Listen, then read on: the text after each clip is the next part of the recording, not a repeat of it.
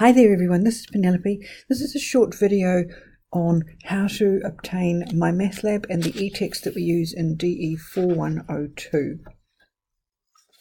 So first up, you need to go to the right URL. Make sure you type it all in. If there's somebody been using a different version of Pearson, it may pick that up in its cache. So make sure you type in the right one. Then check on students. Click on students. Make sure that you've got a credit card, an email account. Make sure that you've got them with you before you start. You'll get a screen, do I need to register or buy access? For most of you, the answer is no, I actually need to buy access. So this one here is what you need to click. Then you need to find maths and statistics and click that. Now, probably the textbook won't be there, so you will have to click here and it will bring you up a list where you can put in the number of the course. Now this is the number of the course here, no space, just type it in and it will get you to the right place. Now some of you may have a Pearson username and password. If you do, sign it in, provided you've remembered. If not, click the forgot my password.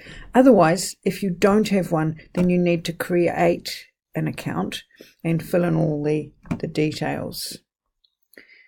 Then what we need to do is you need to pay by either a PayPal account or using a credit card. It doesn't appear to work with a debit card, so you do need to use a credit card or a PayPal account. Sometimes this is available, sometimes it's not.